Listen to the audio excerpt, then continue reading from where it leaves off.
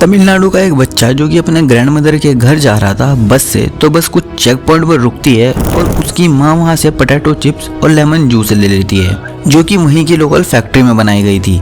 अब बच्चा उसे खाता है और थोड़ी देर बाद में अपनी माँ को रिपोर्ट करता है कि उसके पेट में दर्द और वोमिटिंग जैसा फील हो रहा है। उसकी माँ उसे पानी देती है और कुछ टैबलेट। अब बच्चा बेटर फील करता है और सो जाता है। जब उसकी माँ उसे तबीयत पूछने के लिए उठाती है लेकिन बच्चा उठता ही नहीं, उसका हार्ट पंप नहीं कर रहा था। उसकी माँ उसे पास के हॉस्पिटल में लेके जाती है लेकिन बच्चा मर चुका था। और आजकल हर इंसान के लिए जंक फूड डेली लाइफ का एक हिस्सा बन चुकी है। ये अच्छी दिखने वाली चीजें कितने अच्छे से तुम्हारी जान लेती है, आज इसी के बारे में थोड़ी चर्चा कर लेते हैं। महाराष्ट्र में 250 से भी ज्यादा बच्चे सिर्फ बिस्कुट खाने की वजह से बीमार हो गए थे।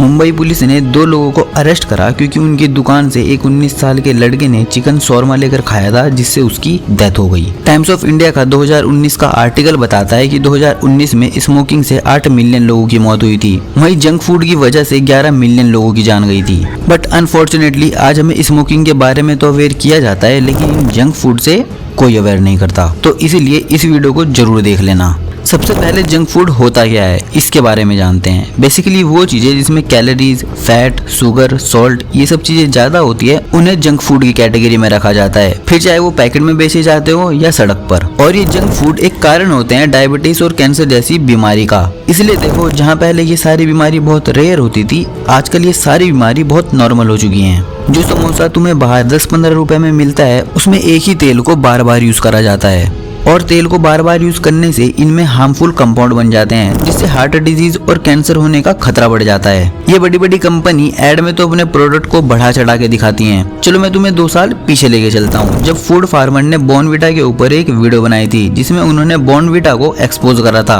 वही बॉर्नविटा जो एड पर अपने प्रोडक्ट को तैयारी जीत की कहकर बेचता है। ये वीडियो बहुत वायरल होता है और उन्हें बॉर्नविटा एक लीगल नोटिस भेजता है जिससे उन्होंने उस वीडियो को डिलीट कर दिया। लेकिन तब तक ये वीडियो गवर्नमेंट तक पहुंच गई थी। उसके बाद गवर्नमेंट की प्रेशर की वजह से बॉर्नविटा को शुगर को 15% तक कम करना पड़ा था।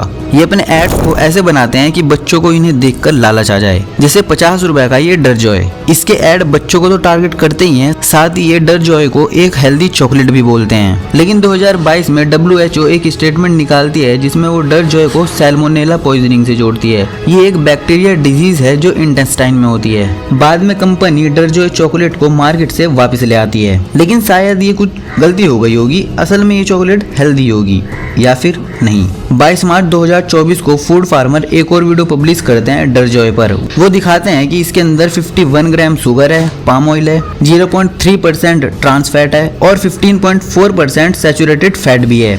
NHS यानी कि नेशनल हेल्थ सर्विस के हिसाब से एक मर्द को एक दिन में 30 ग्राम सैचुरेटेड फैट ही खाना चाहिए, लेकिन सिर्फ डर जॉय में 15% से भी ज्यादा सैचुरेटेड फैट होता है और इसे खाने वाले भी बच्चे होते हैं, अडल्ट नहीं। और यहाँ पर प्रॉब्लम प्रोडक्ट नहीं है, इसकी मार्केटिंग है। जब आप चॉकलेट बेच रहे हो तो बेचो, लेकिन हेल्दी चॉकलेट का क्या मतलब है जबकि आपकी चॉकलेट हेल्दी है भी नहीं। ये जितने भी प्रोडक्ट क्लेम करते हैं ना कि हमारे प्रोडक्ट हेल्दी है, एक बार इनके इंग्रेडिएंट्स पढ़ लेना, तुम्हें पता लग जाएगा ये कितने हेल्दी हैं। थोड़ी बात स्ट्रीट फूड की भी कर लेते हैं। तुम जब स्ट्रीट फूड की चीजें खाते हो तो बस एक बार आसपास देख लेना, तुम्हें पता लग जाएगा उनके हाइजीन के बारे में। एक ही पानी में प्लेट को बार बार धोके फिर से उसी में सर्व करते हैं। वहीं पर डस्टबिन होगा और वहाँ पर मक्खियाँ उड़ रही होगी। पानी पूरी का तो और भी बुरा हाल है। हाथ में बिना कुछ पहने पता नहीं कैसे उसी से आलू को चटकते हैं, उसी से पानी को भी मिलाते हैं। देखने से ही इतना बुरा लगता है, पता नहीं लोग खाते कैसे हैं। ये चीजें ऐसी है, अगर तुम इन्हें हफ्ते में 2 बार भी खाते हो तब भी ये तुम्हें नुकसान ही करेंगी।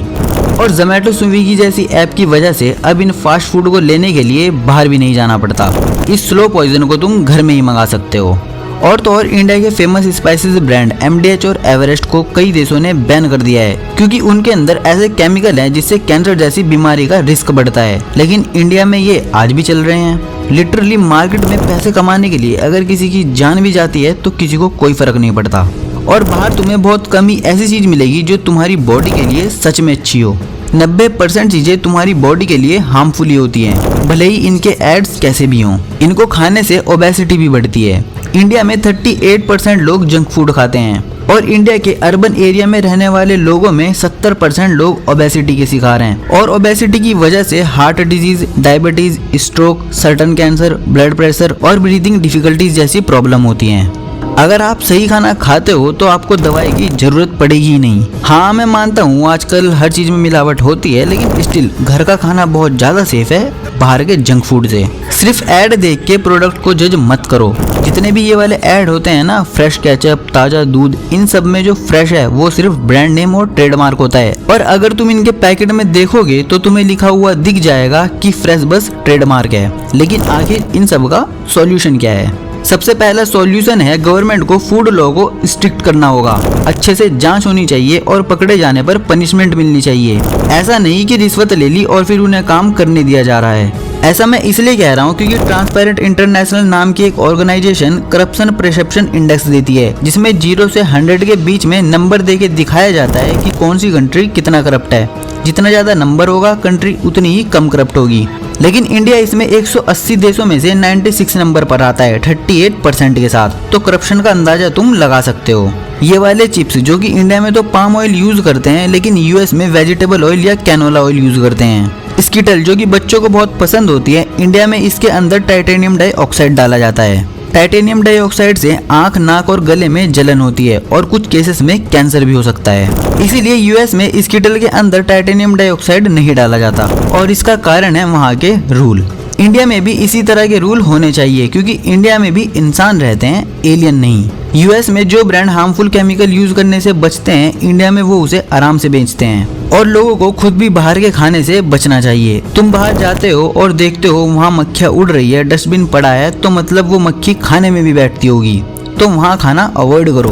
हम इंडिया पैकेज फूड को भी सिर्फ उसका प्राइस देखने के लिए पलटते हैं, उसके इंग्रेडिएंट शायद ही हम देखते हैं, क्योंकि हमें फर्क नहीं पड़ता उसके अंदर क्या है, लेकिन हमारी बॉडी को पड़ता है। मार्केट में तो लोग कुछ भी बेच रहे हैं, लेकिन तुम्हारे लिए क्या सही है ये तुम्हें डिसाइड करना होगा। ऐसा नहीं है तुम जंक फूड, फास्ट फूड मत खाओ लेकिन लिमिट में। हफ्ते में 2 बार खाने से अच्छा है महीने में 2 बार खाओ, बाकी के टाइम हेल्दी खाना खाओ। Thanks for watching.